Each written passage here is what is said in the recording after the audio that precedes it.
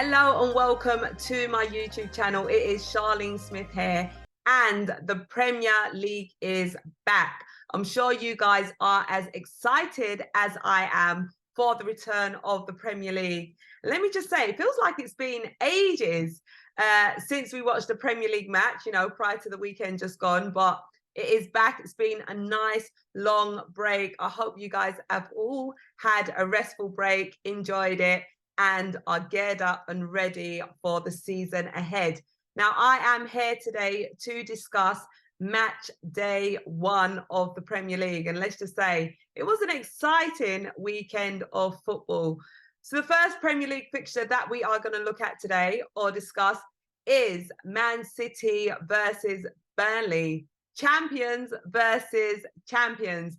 As we know, Man City won the Premier League and Vincent Kompany did an amazing job at Burnley by winning them promotion to the Premier League with 7 matches left. So big credit to Vincent Kompany. We also know that he did win 4 Premier League titles when he was a player at Man City. So this fixture, it did result in a 3-0 win to Man City, and that goal machine, Erling Haaland, who we all adore. Let's be real, I am a big Arsenal fan. You guys know how much I love and adore my club, but you got to give credit to Erling. I am a massive fan of him. He's absolute quality, and he is back doing what he does best. He did manage to get 2 goals in this fixture, and at half-time, he didn't really look too happy, did he? The exchange of words between him and Pep Guardiola looked a little bit heated. Can't even get my words out. It did look a little bit heated, even though they did have a 2-0 lead. I mean, bit naughty of the cameras to be following their discussion, but hey, it's what the media do sometimes, eh? Maybe next time, Pep, just wait till you get into the changing rooms. But yeah, no, Man City back and firing. Rodri did look quite lively in that game as well. He did manage to assist a goal. He did actually have a great shot on target, which was saved. And he did manage to get a goal in the second half. So big credit to Rodri. We did also see that Kevin De Bruyne was taken off on the 23rd minute. Not looking too great, but let's remember, this is Man City, who have quality throughout the team. De Bruyne comes off, there's always more quality that comes off the bench to come on and just replace whoever's taken off. So what are the expectations for Man City this season? Well, my opinion on Man City is, well, they did it last year. They won the treble. I mean, like I just said, they have got quality throughout the team. I do feel like this season, though, we are going to give them a run for our money. Obviously, and by us, I mean Arsenal. Like I mentioned, I am an Arsenal fan. If anyone's new to my channel, or this is your first time watching, I am a big Arsenal fan. And this opinion right now is coming from a non-biased perspective. Last season, I feel like was the warm-up for Arsenal, sort of what it feels like to be up there at the top of the table, competing with the best, with the very best. So that was a little bit of a taster. In my opinion, I feel like the thing that had let us down last season was the squad depth. So this is an opportunity for us now to really look at the areas that need improving, and before the transfer window closes, improve on them areas. Now, unfortunately, one of our new signings, Jurrien Timber, has been ruled out for a lengthy period with an ACL injury. So, lots of love goes out to Jurrien, and I'm hoping he does make a speedy recovery. But for this season, let's just get back to the fixture that I am originally speaking about, which is Burnley versus Man City. I do feel like Man City are going to be competing with us again this season, and I don't think they're going to manage to go all the way. So my expectations for Man City this season is not to finish first, not to finish Premier League title champions.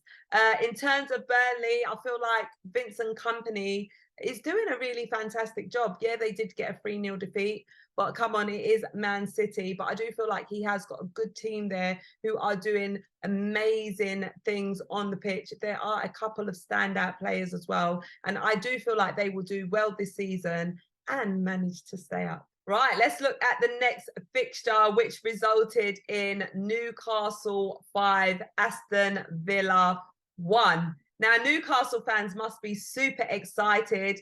Newcastle are in the Champions League. You've made some great additions to the team as well. And opening day, I mean, was anyone expecting that many goals in a game? I certainly wasn't. I was expecting the games to be a little bit more close-knitted, you know, seeing as it's the first day of the season and everything. But Newcastle have shown what they're about, what they've been about last season and what they're about this season as well. Let me just say, Tonali looks like a fantastic addition to the Newcastle side and was posing a massive threat. He did manage to score a goal, and he did actually have another shot as well, which was saved by the keeper. But I feel like he is going to be a real standout player for Newcastle this season. You've also got Isaac, who was actually on a hat trick as well. Another great goal scoring player. And Callum Wilson, who came off the bench and scored a goal, which was assisted by Harvey Barnes. Harvey Barnes is a player that I have been watching for some time while he was at Leicester City. He was out for a period of time with an injury. But listen, Harvey Barnes is a great, great player. You know, he is so good. Like, I would have taken him at Arsenal as well. He poses a massive, massive threat. He did actually manage to get a goal in this fixture as well. So I think Harvey Barnes is a great addition to Newcastle. And it's great to see that he is still playing in the Premier League, because a player of his quality does deserve to be playing in the Prem. So great addition to the Newcastle team. We did also see Martinez as well get a yellow card, which was a well-deserved yellow card. He was way out of his box, and he did actually grab the Newcastle player.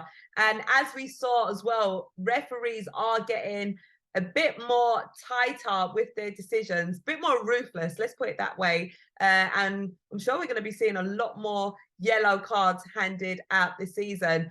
But all in all, I feel like this was a very lively game. Newcastle fans obviously over the moon with a 5-1 win. And I feel like this season is going to be a very, very exciting season for Newcastle. I feel like Newcastle have got a great manager in Eddie Howe, and he is going to do great things with this Newcastle side. So my opinion is, watch out for Newcastle this season. The next fixture was Brighton for Luton Town 1. And welcome to the Premier League, Luton. Now, what are we expecting from these sides this season? Listen, let's just say Brighton, you got to give credit to Brighton, because they seem to just continuously produce these amazing players that just move on to other clubs, but they still manage to, you know, make things happen in the Premier League. They don't really pose any threat of being relegated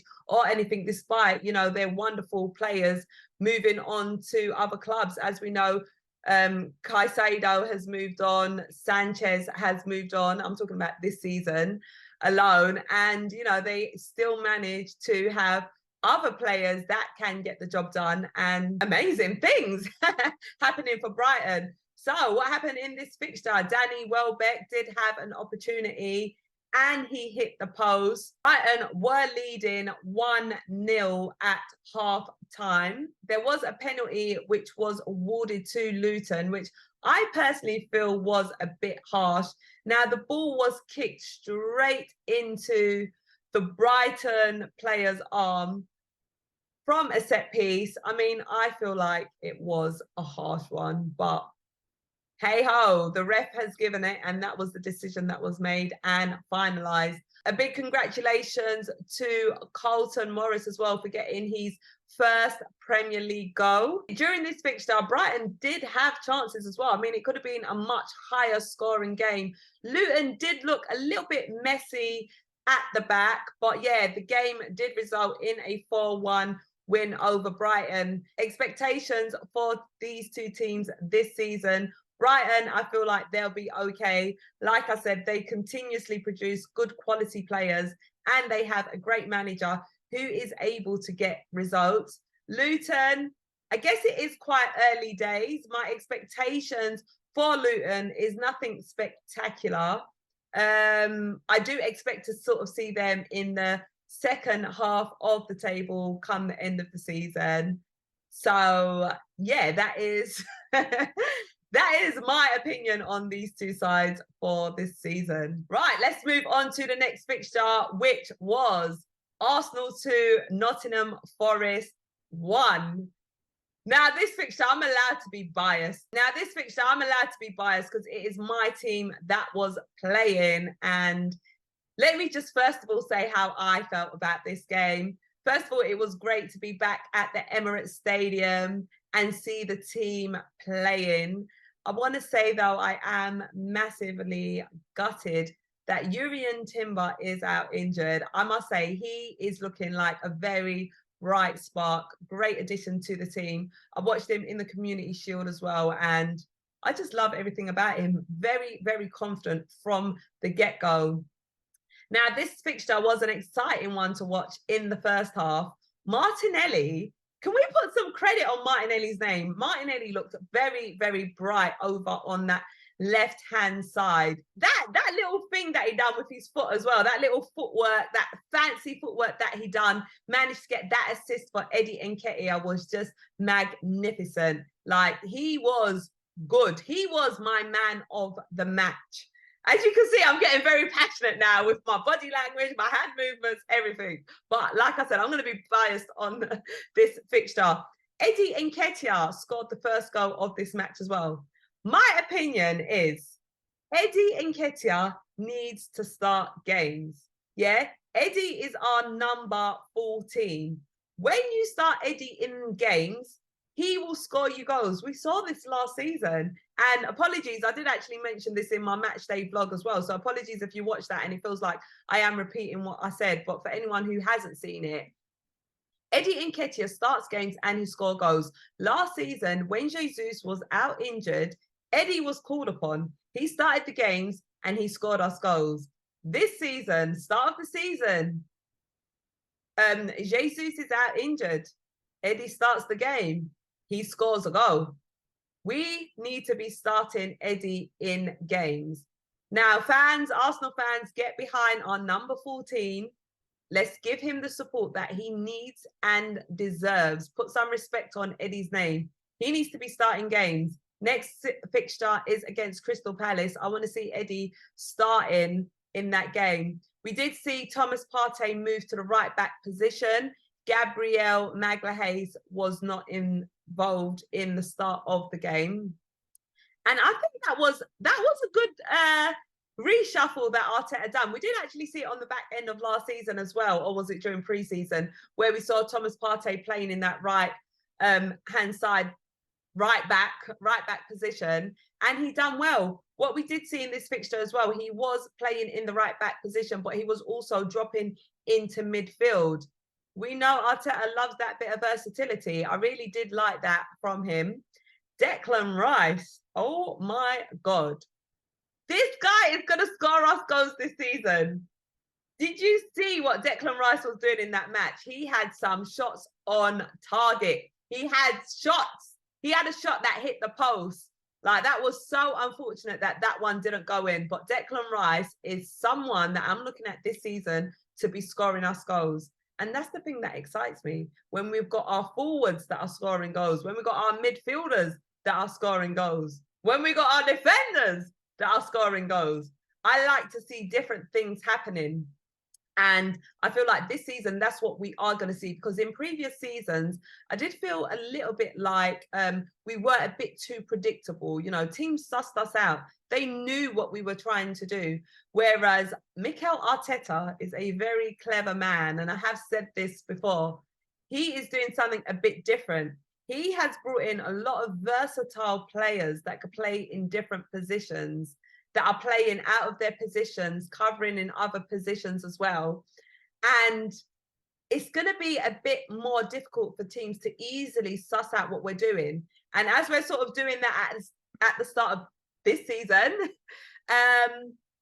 let's just put the pressure on Man City. I really feel like, I know I said it last season, and you guys can all have your opinions, say whatever it is that you want to say. But this season, surely it's got to be our season. Last season, we was just sort of testing the waters, playing about with the idea of winning the league. Squad depth is what let us down, in my opinion. This season, we've still got time in the transfer window to have a bit more cover. As we see, start of the season, we've already got Timber, who's ruled out for pretty much the season. We've already got Jesus. It looks like Zinchenko is back in training while I'm currently filming this video. We've got David Raya, who has joined us as well. So welcome, David. But let's just make sure we've got cover in all areas. The Premier League is ours to win this season. Man City done it all last season, you know. Mahrez is gone, a couple other players. Let's capitalize this season. Arsenal to win the Premier League. Listen, that gold on the shirt, there's a meaning behind it. We're winning the league this season. And I don't care who wants to comment and say, oh, it's too early to be saying that. Whatever, that's your opinion. My opinion is we're winning the league. Yeah? Right, let's get back to the fixture. So, yeah, second half. So we was leading. Arsenal were leading 2-0 at half-time during this fixture. Second half, we sort of took our foot off the gas a little bit, you know. Second half was a bit more deflated than the first half. And Nottingham Forest did actually get a goal. And I was a bit annoyed about that goal. I can't lie, because it all started from a set piece which we had took. And then the Nottingham Forest player managed to get the ball and run the whole length of the pitch. And, you know, they went up the other end and scored. So I was a bit annoyed by that. And then they looked like they were likely to score again. They had another great attempt. And that just goes to show that you can't switch off and you have to play on full.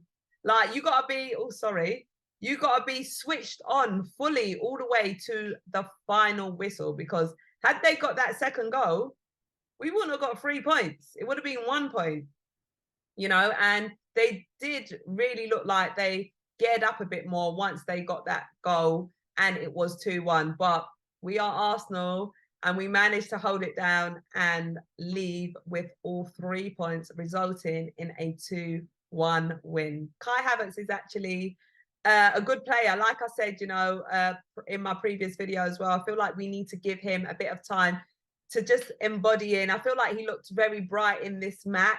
He did actually have a great attempt as well, where he sort of chested the ball down and he made a beautiful run. He did actually show he's got a bit of pace as well, which I do like about him. It's just a bit unfortunate that he didn't manage to finish. But Kai Havertz is a player that I'm excited to see what he brings to us this season. The next fixture was Sheffield United 0, Crystal Palace 1. Now, Sheffield United did actually have an opportunity to take the early lead. Unfortunately, that wasn't the case. Jordan Ayew as well did actually have a header, which did find the back of the net, but it was ruled offside. We did actually see Edouard get a goal in the second half with an assist from Ayew. And there was a little bit of confrontation, shall we say, on the touch line between Lowe and Roy Hodgson. I mean, I personally think that was a little bit cheeky from Lowe. Let's just say welcome back as well, Roy Hodgson as well, you know, back as Crystal Palace's manager. But it's one of these situations where, you know, Hodgson is an elder, you know, someone who you sort of have like major respect for. So in my opinion, I feel like that was a little cheeky push from Lowe into Hodgson's stomach. And it did look like Hodgson was up and ready for it, boy. He was already like, mate, you want it, don't bring it to me, mate, I'll give it to you. But yeah, this was an all right match between Palace and Sheffield United. I personally wasn't expecting anything too spectacular. 1-0 to Palace away at Sheffield United's ground. We are actually playing Palace in our next fixture as well. So I'm excited to play them. I don't feel like they're going to pose a massive threat that we should be fearful of. I feel like they have got some forward players. Obviously, Zaha has gone over to Galatasaray. They've got the exciting players of Eze and the other player, gosh, I've completely forgotten his name. Elise, is that his name? Yeah, Elise, Eze, as well as Ayew and all of that. But we have got a great defence as well. Despite Uran Timber being out, we have got a great defence. And we just need to stay switched on throughout the whole time. We will be going over to Palace's ground, and I'm expecting 3 points there, like we did last season on the first fixture of the season where we beat them 2-0. Let's go over to their ground, show them what we're about. Come on, you Gunners. The next fixture was Everton 0, Fulham 1. Now, in this fixture, we did actually see, can't get my words out. In this fixture, we did actually see Mitrovic starting on the bench. Maupay nearly got a goal in like the first 40 seconds as well of this game. Torre did actually have 2 great chances, which were saved by Leno, ex-Arsenal keeper. Jimenez did actually have a shot as well, which did hit the post on his Fulham debut. Iwobi had a great shot, which did actually hit the crossbar. Bobby D. Cordova-Reid did actually manage to get that winning goal for Fulham on the 73rd minute. He was out in space over on that left-hand side, and it was a beautiful finish by Bobby, which managed to secure 3 points for Fulham. And I must say, Mitrovic was actually subbed on. I do feel like Mitrovic and Bobby together do play really well together for that Fulham side. And, you know, credit to Everton as well. They did actually have some chances. They just weren't able to finish them. So that game did result in a 1-0 win to Fulham. The next fixture was Bournemouth 1, West Ham United 1. Souček did actually have a great chance as well, which did end up hitting the post. But there was a great goal by Bowen, which did actually give West Ham United the lead. Rothwell had a great chance for Bournemouth, but it ended up hitting the crossbar. But Solanke did actually manage to get that all-important equaliser for Bournemouth, where he took the ball around the keeper and managed to find the back of the net, which did actually give Bournemouth that 1 point from this fixture. There was an opportunity for Ings as well to let West Ham take the lead again. Unfortunately, that wasn't the case. And I want to know, what is your expectations for Danny Ings this season? Is he going to be scoring goals for West Ham? We obviously know there is Antonio, but let me know what you're expecting from Danny Ings this season. The end result for this fixture was a 1-1 draw between Bournemouth and West Ham United. The next fixture was Chelsea 1, Liverpool 1, which I feel like was a fair result for this battle between the new sides. I'm so sure Chelsea fans are really happy with their new appointed manager in Pochettino. And Chelsea did actually look like a much brighter side in comparison to what we were seeing from Chelsea last season. They have got a new goalkeeper as well, which is Sanchez from Brighton, who I personally feel is a great addition for Chelsea. I do feel like Sanchez is a good keeper. And like I did say earlier on in this video, Brighton do actually have really good players. And despite them moving on, they still seem to have other quality that still, you know, is available for them, and they are still able to get results. But yeah, nice big move for Sanchez to move from Brighton over to Chelsea. We saw Jackson, who is Chelsea's striker as well. We did actually see that Raheem Sterling is Chelsea's number 7, and he did look really bright in this match, showed a lot of pace and threat against that Liverpool side. There was a lovely shot from Mo Salah, which hit the crossbar. We did actually see a lovely ball from Salah, which Diaz finished with his left foot, giving Liverpool a 1-0 lead on the 18th minute. There was a push there as well from Coyote on Chilwell, which, you know, did sort of call for a penalty. I feel like it was very soft, and I think it was a right decision not to give that penalty. Liverpool did actually pose another threat as well, where we did see Mo Salah find the back of the net, but the goal was ruled offside, which I'm sure Chelsea fans were feeling a lot of relief from. We did see Disasi manage to get that all-important equaliser for Chelsea with Ben Chilwell on the assist. And Chilwell did actually look really good in this game. He is a player who I think is quite a good player. And he almost made it 2-1 for Chelsea. He did actually find the back of the net. But again, this goal was ruled offside. I must say, this was a very exciting match and a great battle between the two sides. Mo Salah was subbed off during this match, and he did not look happy at all. He showed a lot of frustration as he was coming off the pitch. He clearly did not want to be subbed off in this fixture. We did actually see some bright play from Nunes as well. I mean, there were moments in that game where I was looking at him thinking, you remind me a bit of Erling Haaland. I don't know if it's the long hair or body positioning or what it was. There was just something about him that I thought, you're giving me Erling Haaland vibes.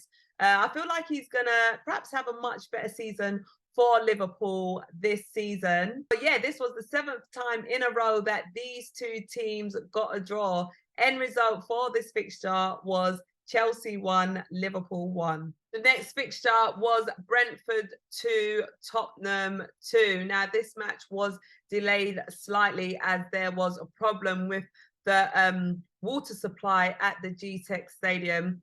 However, the match did go ahead. Now, obviously, we know Ivan Toney is currently out for Brentford up until January. But, I mean, Brentford still have other quality players. And Mbeumo is a player that I really like. You know, he shows a lot of quality. We did actually see in this match that it was two forwards that were playing, Mbeumo and Wissa. Have I pronounced that right? I hope I have. But yeah, these two both looked really bright, energetic, vibrant. So I feel like, yeah, Brentford will be all right until the wonderful Ivan Toney returns. We did actually see as well on the Tottenham side that Son is captain as well. Maddison. Now, this is a player that has been linked to Arsenal for some time. He did actually complete that signing and move over to Tottenham.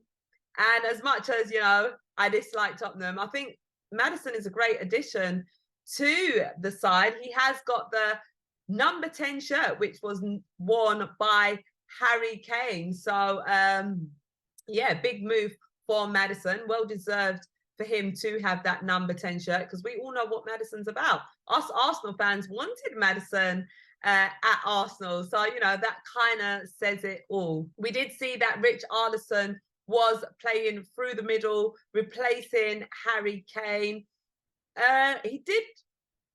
Richarlison is a player who can sort of pose a threat. You know, we saw it at Everton. He didn't really get the best run of, I mean, I weren't paying too much attention to Tottenham for obvious reasons. I can't really comment on how much game time he got last season. I don't think he got that much.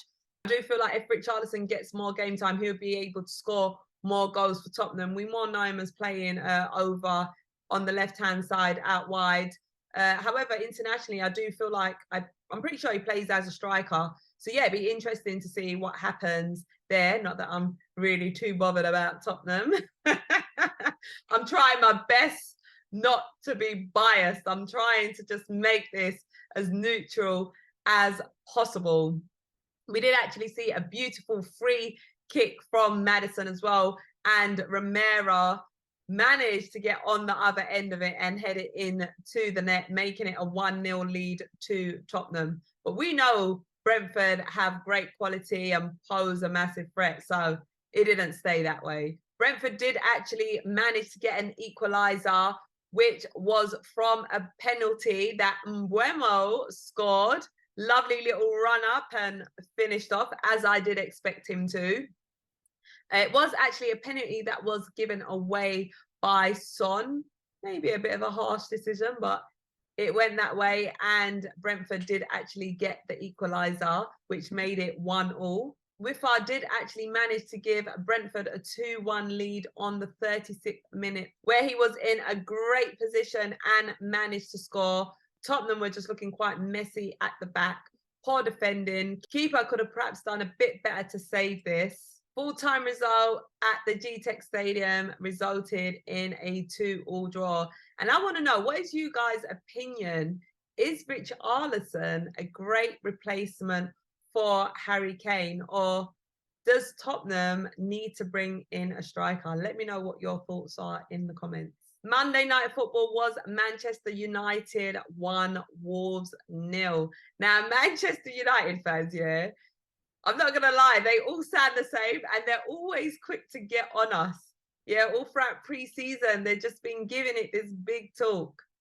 But yeah, the game has kicked back off, and it was Varane that managed to score a goal for Man U on the 76th minute.